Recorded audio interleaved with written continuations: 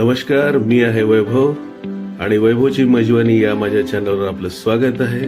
आज आपण बनवणार आहोत झटपट उपीट, जे लगेच तयार होतं. चला तर आपण पाहूया यासाठी काय काय साहित्य लागतं. उपीट करायचं म्हणजे सुरुवातीला रवा लागेल. या ठिकाणी आपण घेतलेला आहे 1 वाटी रवा, 1 चमचा मोहरी, 1 चमचा जिरा, स्वादानुसार मीठ, साखर 1.5 चमचा. तुम्हाला कमी जास्त करू शकता, तुम्हाला कसं पाहिजे तसं. आणि 2 टेबलस्पून तेल घेतलेलं आहे. कोथिंबीर, कढीपाला, हिरव्या मिरची मोठ्या आहेत म्हणून 3 घेतले. तुम्हाला तिखट कमी जास्त लागत तर मिरच्या कमी जास्त करू शकता. एक मध्यम आकाराचा कांदा. पण उपीट कसं बनवायचं आता बघून घेऊ. सगळ्यात पहिला आपण गॅस चालू करूया. गॅस चालू झालेला आहे. कढई तापण्यासाठी थोडा हाय फ्लेम ठेवू, म्हणजे आपला थोडासा वेळ वाचेल. कढई गरम झालेली आहे, तर आपण या ठिकाणी घालणार आहोत तेल. 2 टेबलस्पून तेल घातलेलं आहे. थोडस जास्त तेल घातल्याने उपीट स्मूथ, मऊ, लुसलुशीत होते. किंचित थोडस तेल जास्त आहे, 2 टेबलस्पूनच आहे. तेल गरम झालेलं आहे. आता आपण त्यामध्ये घालूया मोहरी.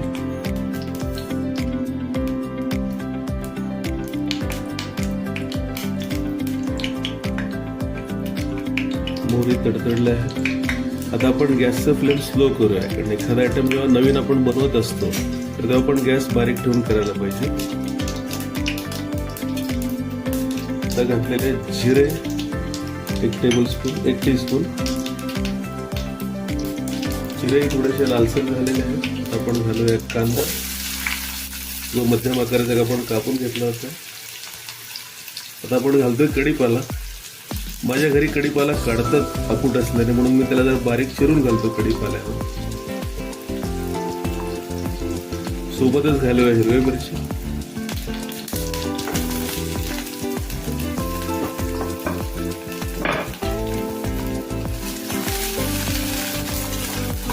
कांदा काचेरी होईपर्यंत थोडासा परतायचा आहे. त्याला काही जास्त लाल करायचं नाही.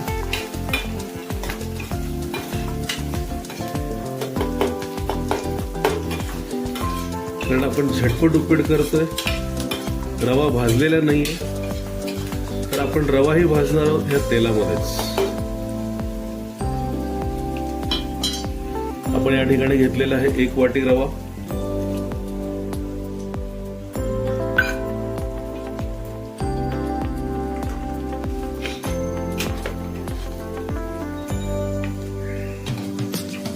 गॅसची फ्लेम आपण बारीक केलेला आहे.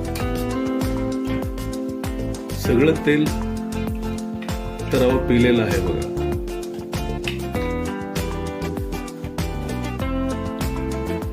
थोडस रवा भाजेपर्यंत आपण पाणी घेऊया.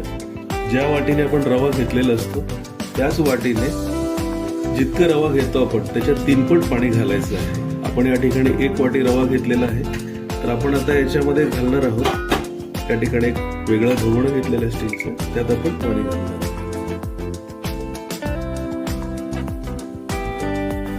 हे 1, हे 2 आणि हे झालं 3. इतकं पाणी पुष्कळच आहे एकदम होण्यासाठी. तर चला जरा आपण पाणी तापवण्यासाठी गॅस चालू करूया. पाणी तापवण्यासाठी गॅस थोडीशी मोठी ठेवू. आपण या ठिकाणी रवा भाजत असताना फ्लेम हे बारीक केलं होतं, त्यामुळे रवा करपायचा विषय नाही.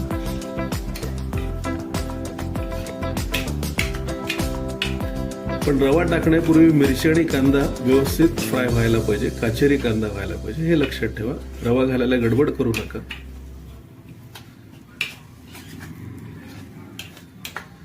झाला या ठिकाणी. आता रवा भाजून आपला झालेला आहे. इतकंच रवा भाजणं पुष्कळ होतं यासाठी. आता आपण पाहूया. पाण्यामध्येच आपल्याला मीठ घालायचं आहे. मीठ स्वादानुसार घालायचं. या ठिकाणी मी 1.5 चमचा घालतो, माझा छोटा चमचा असल्यामुळे. 1 चमचा साखर घालतो.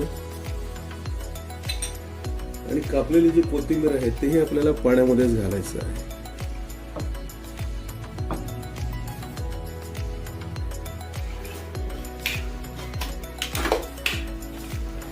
बघा, रव्यासाठी आपला काही एक्स्ट्रा वेळ गेलेला नाहीये.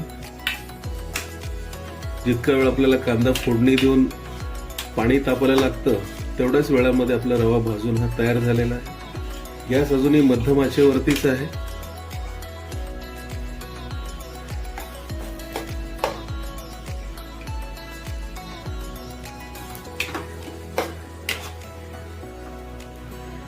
पाणी हे तापलेलं आहे.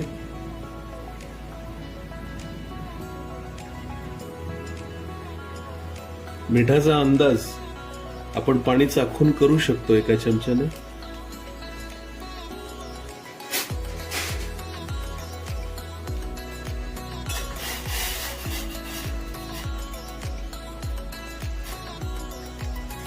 या ठिकाणी मीठ आणि गोडवा साखरेचा किती आहे आपण तपासून बघू शकतो. गरजेनुसार आपण वाढवू शकतो. पण एका वाटीला 1 चमचा टाटाचं असेल तर 1 चमचा पुष्कळ झाला. 1 चमच्यापेक्षा पण कमी घाला, कारण लागले तर नंतर वाढवता येतं, पण जास्त झालं तर आपल्याला कमी करता येत नाही. पाणी उकळत आहे. मीठ वगैरे अगदी योग्य बरोबर झालेलं आहे. तर आपण उकळतं पाणी आपण याच्यामध्ये घालायला सुरुवात करूया.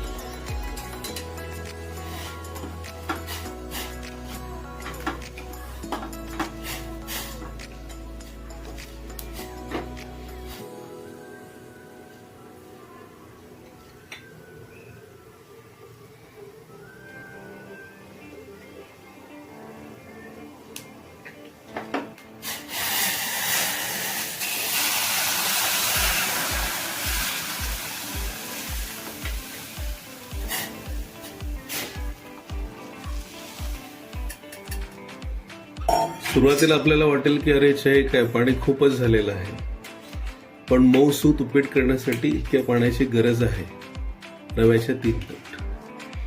हे जे पाणी आहे खूप लवकरच हे आटून जाईल. रवा सगळं पाणी पिऊन घेतो.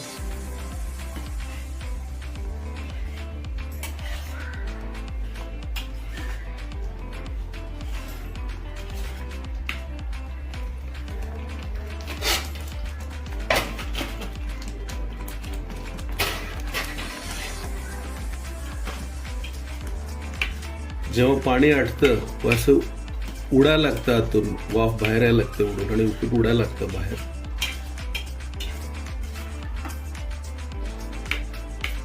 ह्या ठिकाणी आपण समजून घ्यायचे की आपले उपीट आता तयार झालेलं आहे.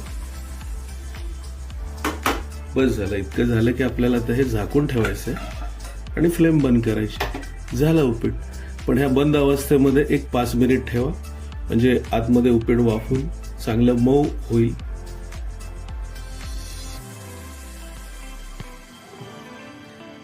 चला तर आपण उघडून पाहूया उपीट कसं झालेलं आहे. बघा, सगळं पाणी पिलेलं आहे आणि झाकून ठेवल्यामुळे मऊसूतपणा होतं. आता आपण हे थोडंसं याच्यावरती आपण कोथिंबीर घालूया आणि आता आपण सर्व करायला घेऊया.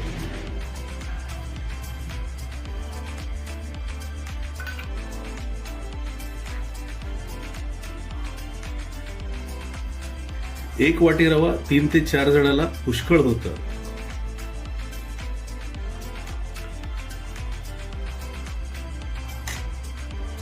आपण जे प्लेट घेतोय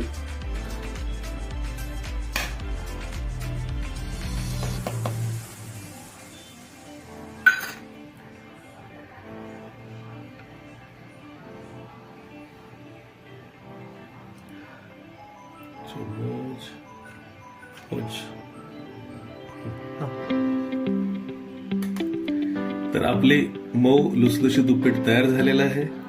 आपण हे करून बघा. खूप मस्त आणि सोपं आहे.